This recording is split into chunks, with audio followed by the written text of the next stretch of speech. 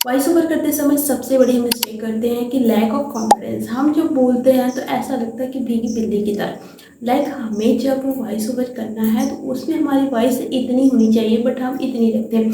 And दूसरी चीज़ें ये होती है कि हम जो नॉर्मल लाइफ में बोलते हैं उससे भी स्लो बोल रहे हैं। जब भी हम वॉइस ओवर करना चाहिए ना, तो हमें क्या करना चाहिए, हमें नॉर्मल जो हम डेली बातें करते हैं एज ए फ्रेंड से, हमारी वॉइस ओवर उससे ये होनी चाहिए, ऊंची होनी चाहिए। बोलते समय हमें अपनी एनर्जी से एक्साइटमेंट ज़्यादा दिखानी चाहिए ताकि लोगों को वो चीज़ें पसंद आए।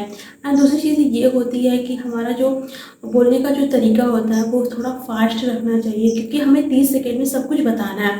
एंड दूसरी चीज़ें ये होती है कि बहुत लोग सोचते हैं कि ये स्क्रिप्टेड चीज़ें होती है, हमें स्क्रिप्ट लिखनी पड़ती है।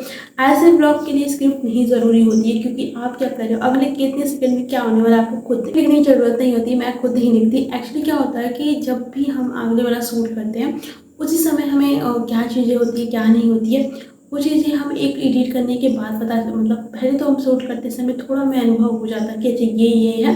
जो चीज़ें हम फील करते हैं करते समय जो फील करते हैं हमें वही बोलना है, वही सब कुछ करना है, एक स्टोरी बना के। एंड उसके बाद जब छोटे छोटे क्लिप को हम एडिट कर देते हैं तो उसे 30 सेकेंड तक अंडरलाइन कर देते हैं कि हमें 30 के बीच में रखना है। और उसके बाद हम जब बोलते हैं तो वहाँ पे हमें 30 सेकेंड में सब कुछ बताना है। अब जैसे कि हमारी लाइफ में क्या हो रहा है हमें तो यही शेयर करना है ना, दैट्स इट कि ये हुआ वो हुआ। उसके लिए हमें एक स्क्रिप्ट की जरूरत नहीं। बहुत लोग वॉइस ओवर करते हैं, ऐसा लगता है स्टार्टिंग में ही बोल देते हैं welcome back to the end my name is, ये सब नहीं बोलना। आपको स्टार्टिंग में ही हुक बोलना, मतलब मेन चीज़ आपको पहले ही बोल देना। For example I am wake up 2 AM, I am wake up 3 AM, या ऐसे कुछ हो। 4 बजे उठकर भी कोई फायदा नहीं हुआ, ये सारी चीज़ें हुक है। एंड यू ट्राई कि आप जितना अच्छा हुक बोलोगे इतना आपके लोग रुकेंगे। बहुत लोगों का ब्लॉग में देखती हूँ कि बहुत नॉर्मल होते हैं, बोलते हैं कि hi guys good morning welcome back, and वो चीज़ें इतनी बोरिंग होती है कि लोग स्किप कर देते हैं। एंड सबसे पहले ये होती है जितनी लाइफ में आप कॉन्फिडेंस होकर बोलते हो उतना आप अपने ब्लॉग में नहीं बोल पाते, यू वेरी लो। एंड ऐसा लगता है कि आप सुनोगे ना तो आपको खुद अच्छा नहीं लगता है। वॉइस ओवर करते समय मैं अपने अंदर से जो जितनी कॉन्फिडेंस होकर मैं बोल सकती हूँ, जितनी एक्साइटमेंट होके मैं बोल सकती हूँ, मैं ट्राई करती हूँ कि उतना कॉन्फिडेंस और उतना एक्साइटमेंट मैं बोलूँ।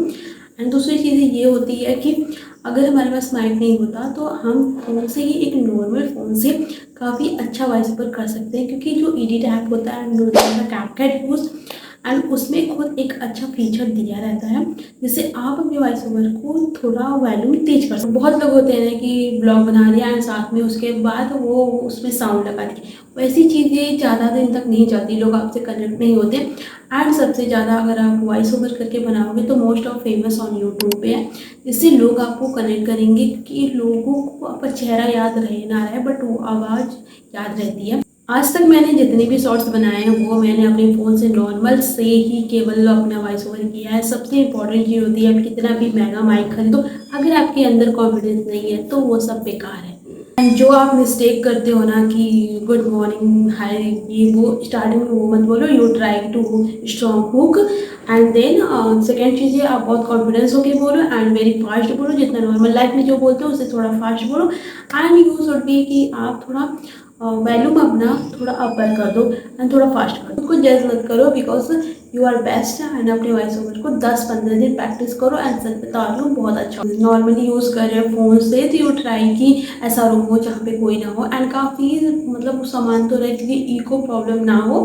एंड दूसरी you are using the blanket, आप ब्लैंकेट के अंदर अच्छे से कर सकते हो, उसमें आवाज़ बाहर नहीं जाती है एंड नॉइस रिडक्शन की प्रॉब्लम नहीं होती। जब मैं अपनी वीडियो को वॉइस ओवर करती हूँ तब मैं ट्राई करती हूँ कि कॉन्फिडेंटली बोल सकूँ एंड आसपास मेरे कोई ना हो, क्योंकि वो डिस्टर्बेंस आती है एंड खुद को जज करने लगती है यार कैसे बोले। ऐसा नहीं है, आप अकेले रहो एंड जैसे आपको कम्फर्ट लगता है वैसे रहो। बस आपको इसमें ये चीज़ें जाननी है कि मैं थोड़ा फास्ट बोलूँ, लाउड बोलूँ और कॉन्फिडेंटली बोलूँ। अगर आप वॉइस ओवर कर रहे हो तो सबसे अच्छा ये भी होता है कि आप पहले अपनी वीडियो को एडिट करो, फिर वॉइस ओवर करो, फिर उसमें साउंड इफेक्ट डालो। सबसे मोस्ट होता है sound effect and then text. ये सारी चीज़ें भी उतना ही मैटर करती हैं जितना आपकी वॉइस ओवर में।